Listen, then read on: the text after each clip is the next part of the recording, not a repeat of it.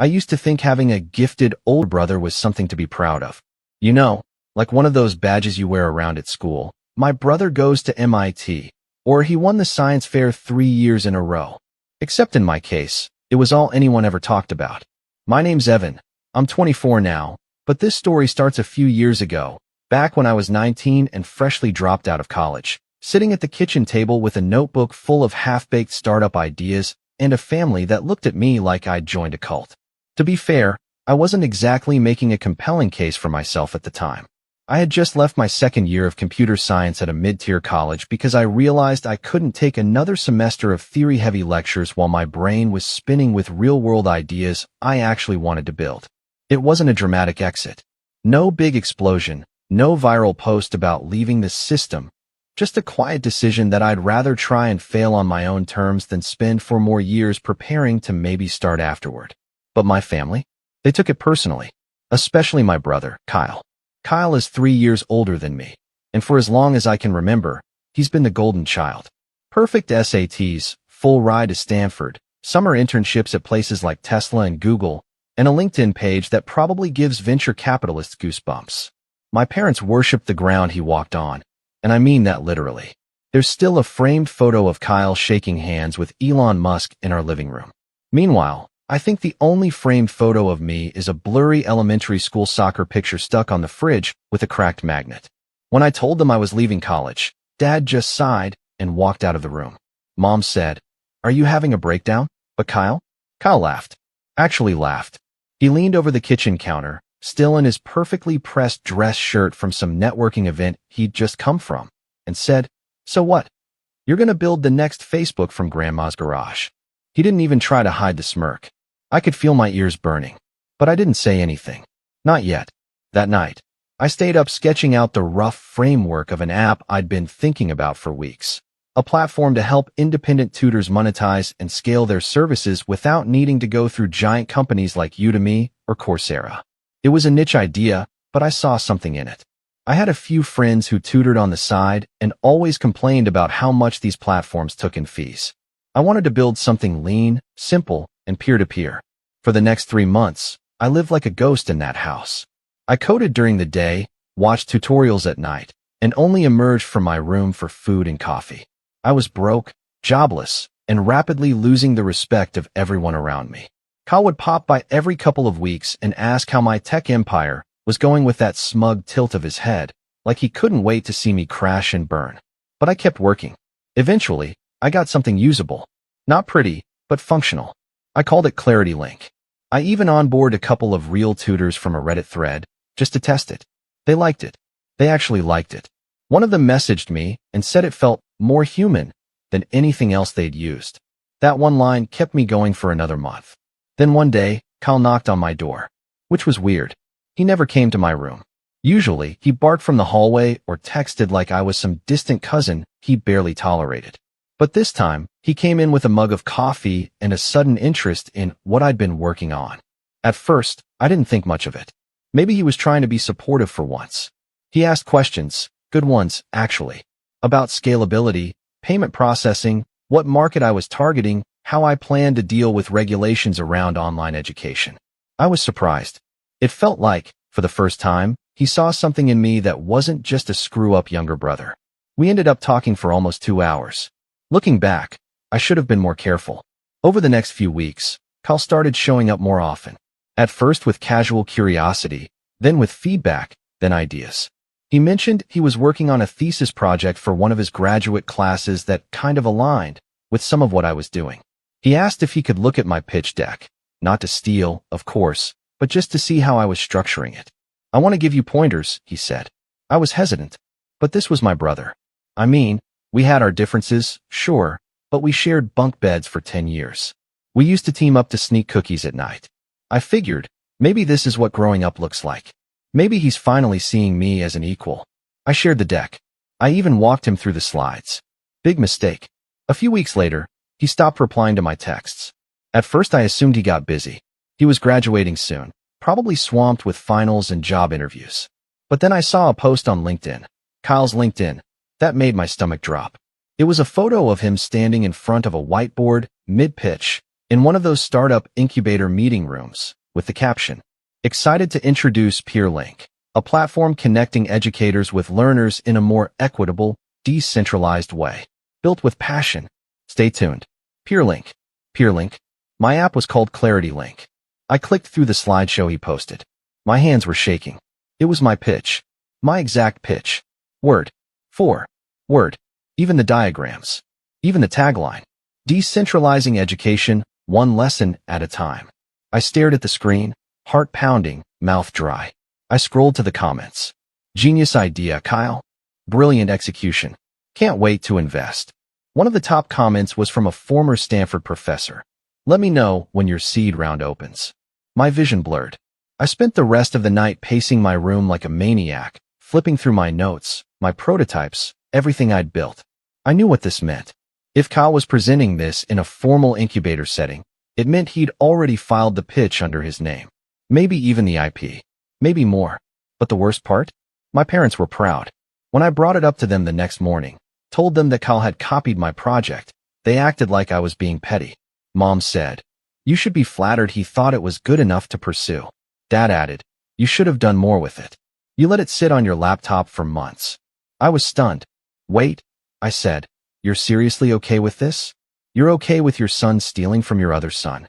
Dad didn't even blink. "He's making it happen. That's what matters."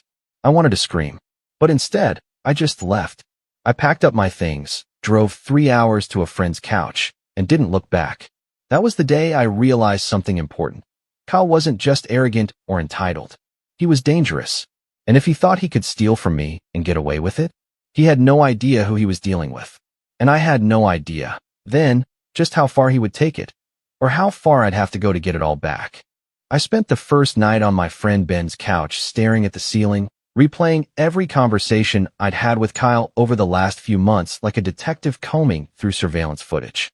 Every little moment that had felt odd or off, his sudden interest in my mock-ups, the overly detailed questions, the not-so-innocent, just curious texts, now took on a new light. He hadn't been curious. He'd been casing the place. And I'd handed him the keys with a smile. Ben didn't ask too many questions. Just offered me some old hoodies and cleared a corner of his apartment for my monitor and keyboard setup. I didn't tell him the full story at first. It felt too humiliating. What was I supposed to say? Yeah, my older brother tricked me into revealing all my startup plans and then presented them as his own at Stanford like he was Tony Stark giving a TED Talk. But I couldn't avoid it for long. I was spiraling. I'd go to take a bite of cereal and suddenly lose my appetite. Open my laptop to write code and just stare at the blinking cursor. Every day I'd see another PeerLink post pop up on my feed. Kyle with his polished jawline, holding coffee at some panel, talking about reshaping the education economy, like he didn't steal the entire concept from me. He even wore the same damn blazer I remembered from my high school graduation. As if he hadn't changed at all, just upgraded the mask. Eventually, I told Ben everything. He leaned back in his chair, arms crossed, just staring at me for a few seconds. Then he whistled. "Dude," he said, "this is like evil genius level. And not in a fun way." I nodded. "Yeah. But like, you have proof, right?" That stopped me. Proof. I had my original GitHub commits. I had timestamps on documents, early builds, even Slack messages from the 2 tutors I'd onboard during my prototype phase. I had sketches in my notebook. But somehow, none of it felt solid. Not in a courtroom sense. Kyle was clever. I'd shared some of that with him in conversation, not via email or doc invites. And he'd repackaged everything with just enough changes. Different name, slicker UI, fancier buzzwords. It was like he'd watched my house being built, brick by brick, then constructed his own on the same foundation but painted it a different color and called it original. Still, I started compiling everything. Backups, screenshots, dated prototypes. I told myself I was just protecting my work, but deep down, I already knew. I wasn't going to just let this go. Not anymore. Meanwhile, Kyle's fame was growing. He got into a high-profile startup accelerator, one of those flashy, Silicon Valley darlings that loves throwing buzzwords like disruption and impact around. He did interviews, podcasts, even got featured in a top 30 under 30 article on some startup newsletter that my mom printed out and laminated. I kid you not. She put it on the fridge, right next to my third-grade art project and a coupon for frozen lasagna. She called me that day. "Did you see what your brother accomplished?" "I did," I said flatly. "You must be so proud of him. You always looked up to him, remember?" I stayed quiet. Then she added, "Maybe you could help him out? Be part of the team. He said you were interested in education tech, right?" That's when I hung up. I sat there staring at my phone like it had just burst into flames in my hand. It wasn't just that they didn't believe me. It was that they didn't care. Kyle could have announced tomorrow that he also invented the light bulb and cured polio, and my parents would have just asked if he needed help filing the patents. I wanted to disappear. But something else was happening inside me too, like a slow burn. Anger, sure, but something sharper too. Not rage. Focus. That was the day I decided I wasn't going to wait for justice. I was going to make it. Still, I didn't know how. Not yet. I started with something small, reaching out to those original tutors I had on board. One of them, Mari, remembered me immediately. She even still had our chat logs and a screenshot of the Clarity Link prototype I'd sent her. The timestamp predated any of Kyle's activity. She said she'd noticed a similar platform being promoted on LinkedIn and thought it looked awfully familiar. I told her I was building a case and might need a statement. "I'm in," she said without hesitation. "That guy gives me the ick anyway." One small win. But the next day, I got an email from a Stanford address I didn't recognize. Subject line, PeerLink Founder's Request, Urgent. It was from someone named Rishi Patel, Kyle's co-founder. Apparently, Kyle had brought him in recently as technical lead, and Rishi had started poking around in the back-end systems, cleaning up the architecture and prepping for a product demo to some angel investors. Only he found something. The email was short but loaded. "Hey, Evan. You don't know me, but I think we should talk. Soon. It's about some files in the early build of PeerLink that don't make sense." My heart thudded in my chest. I called him the second I finished reading. Rishi picked up right away, and the first thing he said was, "Did you work on this platform before Kyle launched it?"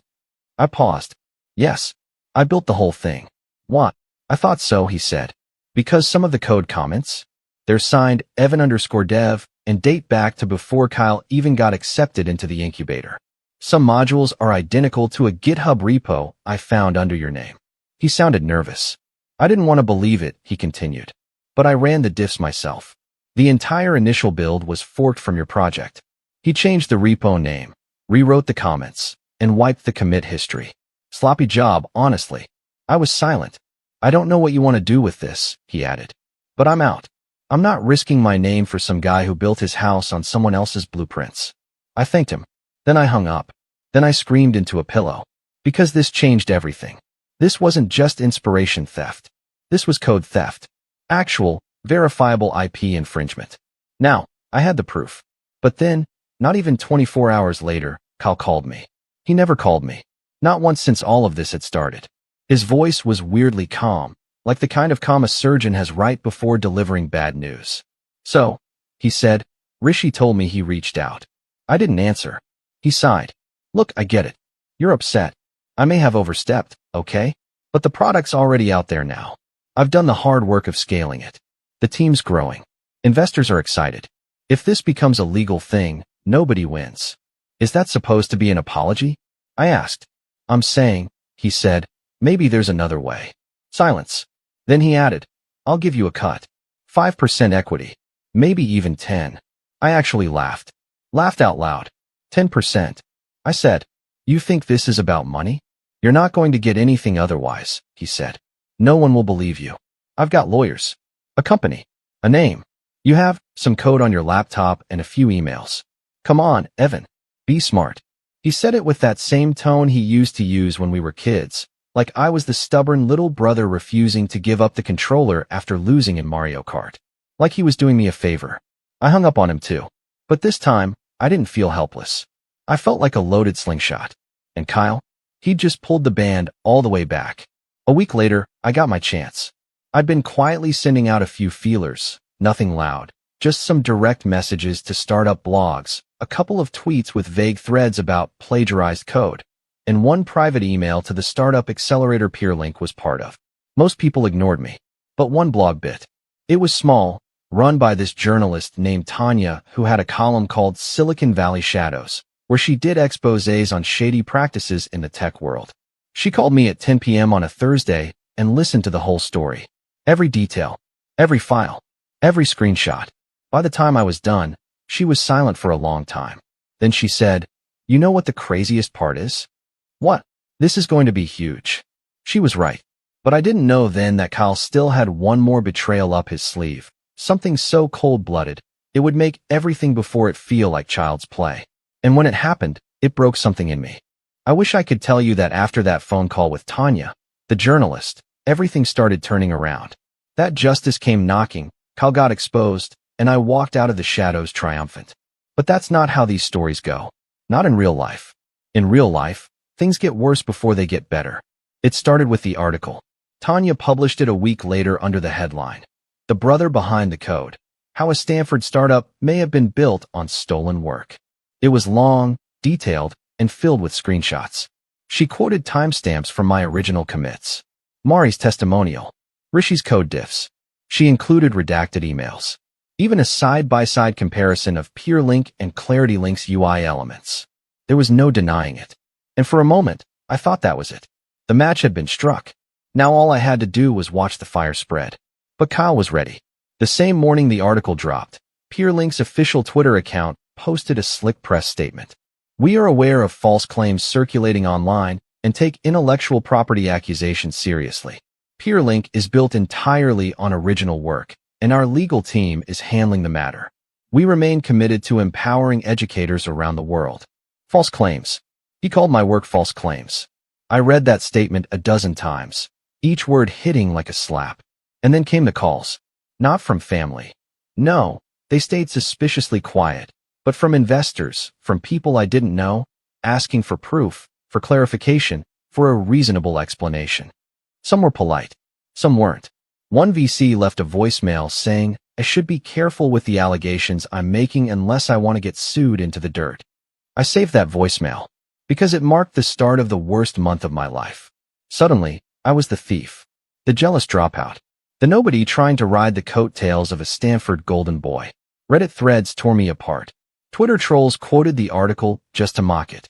Tanya even reached out to apologize, said some of her editors were getting pressure from high places to pull it. The article stayed up, but it stopped gaining traction. And that's when the silence hit. No one else picked up the story. No legal action came. No support from platforms or forums. The tutors I had on board got scared and stopped replying. Even Rishi ghosted me after a week. I went dark for a while. Stopped coding. Stopped leaving the apartment. I barely talked to Ben, even though he was trying. He'd knock gently, leave coffee outside my door, check in with texts that I never answered. But I couldn't bring myself to face the world. I wasn't just humiliated. I was empty. This thing I'd built from scratch, ClarityLink, it wasn't just an app. It was me. My first real attempt at building something that mattered. I had poured my soul into it. Every bug I fixed, every line of code I wrote while everyone else was sleeping, it was all me. And Kyle took it. Not just the code. He took the pride, the validation, the right to say, "I made this." And now the world was treating him like the innovator, and me like the parasite. I started getting panic attacks. Real ones. The kind that show up at 3 a.m. and make you think your chest is caving in. I'd wake up sweating, gasping for air, clawing at the bed sheets like I was drowning. Some nights I'd just sit on the floor with my back against the door, eyes wide open until the sun came up. I remember one night in particular. It was raining outside. Hard. The kind of rain that turns the street into a river and makes you feel like the whole world is crying with you. I sat by the window in Ben's spare hoodie, holding the original notebook, the one where I'd first sketched ClarityLink. The pages were curled and stained with coffee, but the handwriting was still there. My writing. My diagrams. And I remember whispering to myself, "You're not crazy. You made this." That was the first time I didn't cry that week. Eventually, I hit bottom.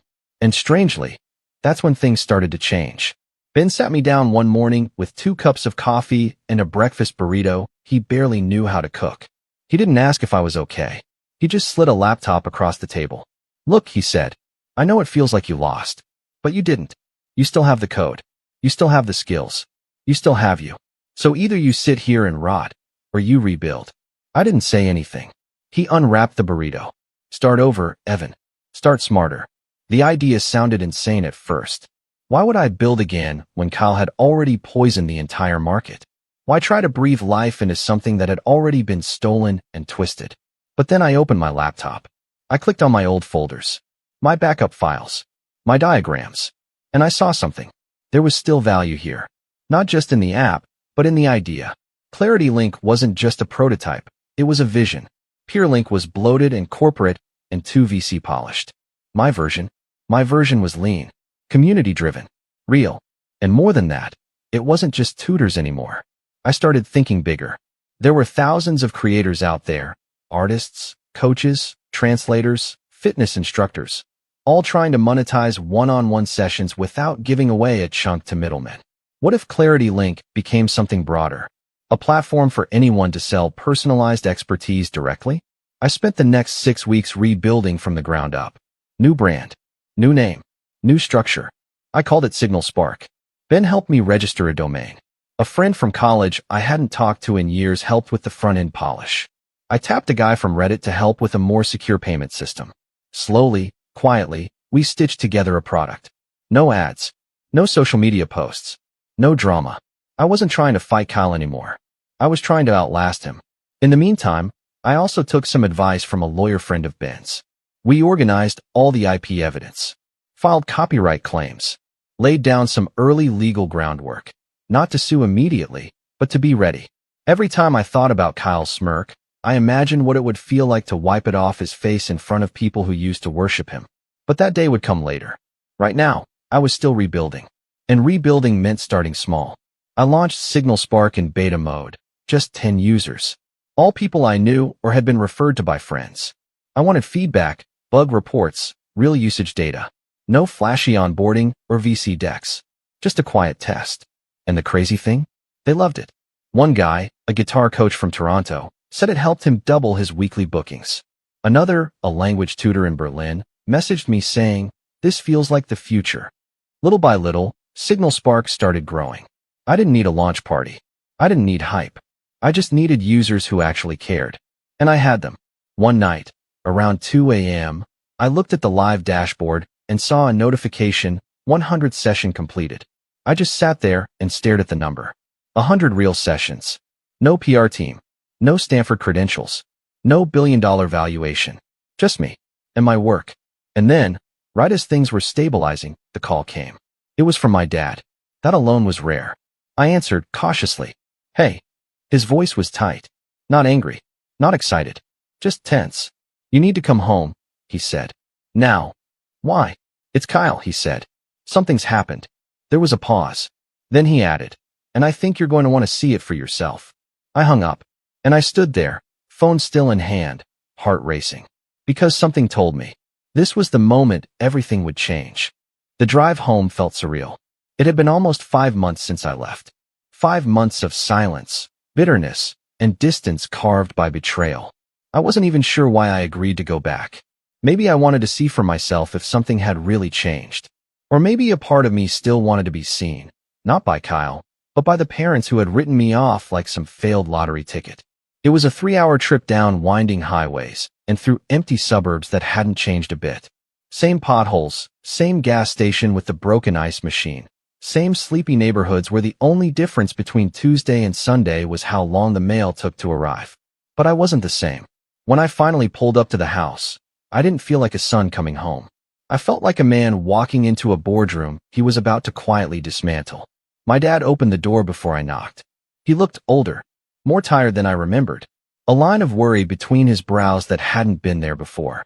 He didn't say much, just nodded toward the living room. I stepped inside and was immediately hit with the smell of the same old lemon cleaner Mom always used, like the house had frozen in time. Except the silence was different. It wasn't the quiet of a lazy Sunday afternoon. It was the silence of tension, of secrets. I walked in and saw Kyle sitting on the couch, shoulders slumped, hair disheveled. He didn't even look up at me. That alone was jarring. Kyle never looked anything less than meticulously put together. This was a guy who'd once ironed his hoodie before a family dinner.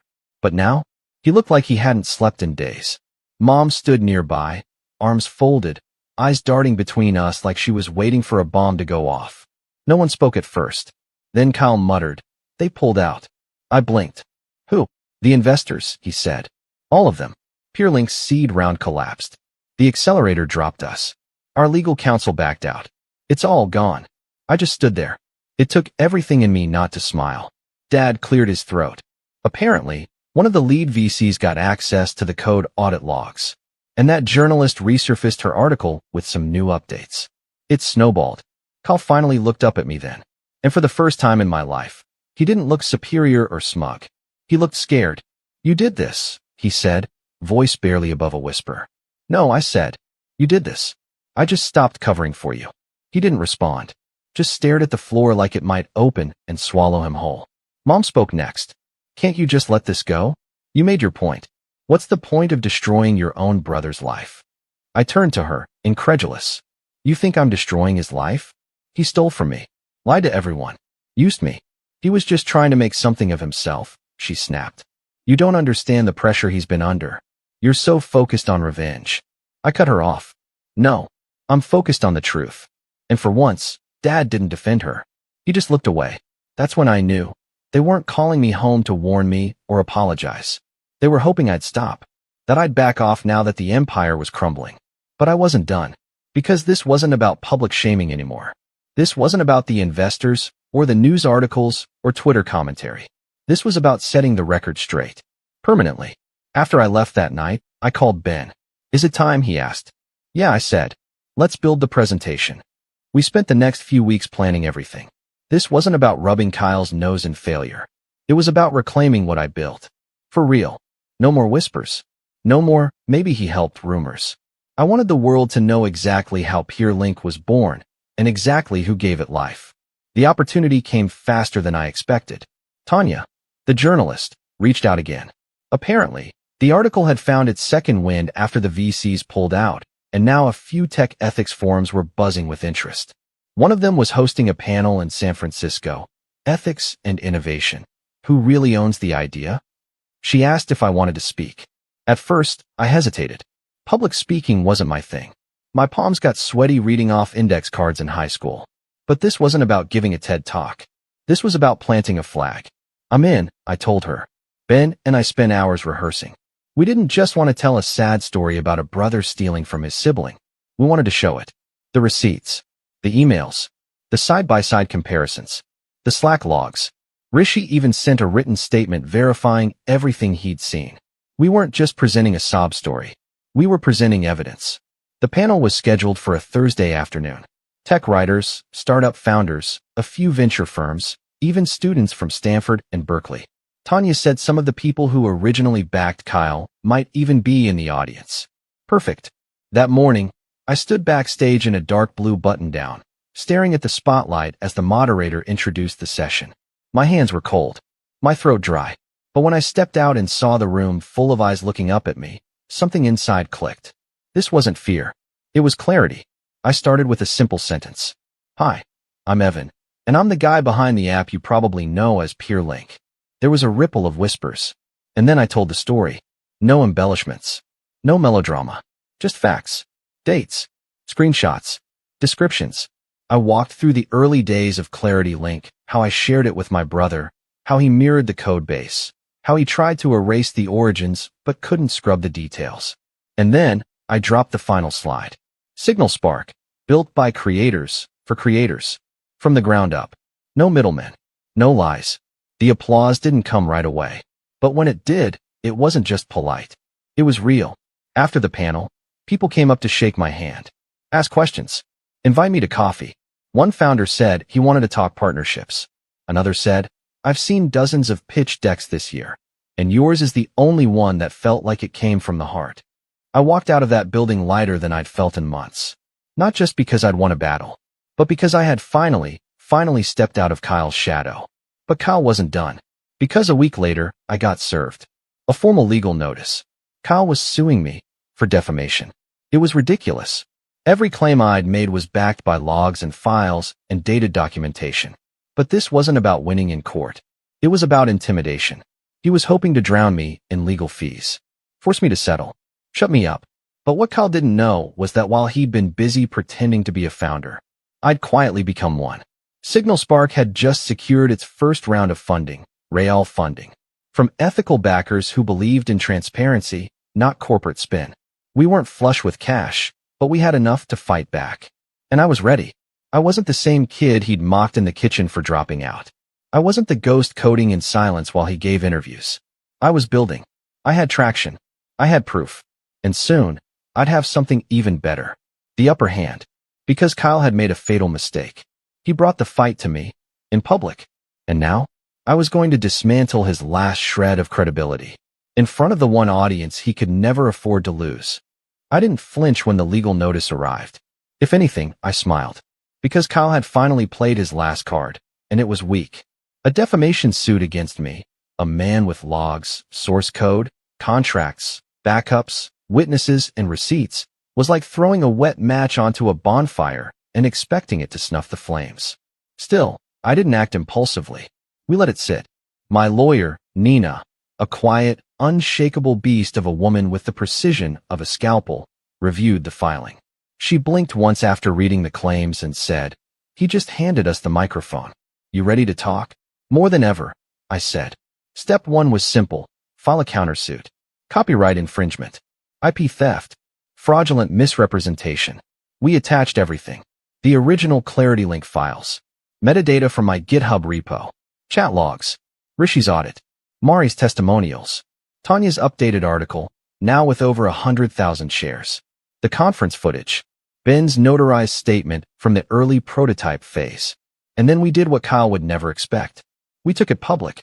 Tanya ran the update first. Startup sibling scandal escalates. Original founder files copyright suit after defamation attempt. Her headline wasn't subtle. She didn't need to be. Every tech outlet followed within hours. And the story exploded. Again. But this time, no one came to Kyle's defense. Not the VCs. Not the accelerators. Not even our parents. Because this time, I brought everything. On my own blog, I posted a full timeline, not just of the code base and the plagiarism, but of the personal betrayal. I wasn't trying to play the victim. I was telling the truth. And I ended the post with a link to Signal Spark's public beta. That link got 20,000 signups in 3 days. Ben and I spent every hour after that fighting to keep up with the traffic. New tutors. New creators. We had podcasters offering coaching, therapists opening safe space sessions, even musicians selling one-on-one lessons. The floodgates were open, and Signal Spark didn't just stay afloat. It thrived. Meanwhile, Kyle? He was drowning. It turned out his original PeerLink code was riddled with bugs, half-patched modules he barely understood, and plagiarized logic he couldn't explain. With his co-founder gone, his dev team dissolved, and legal fees piling up, he did what Kyle always did when things got hard. He vanished.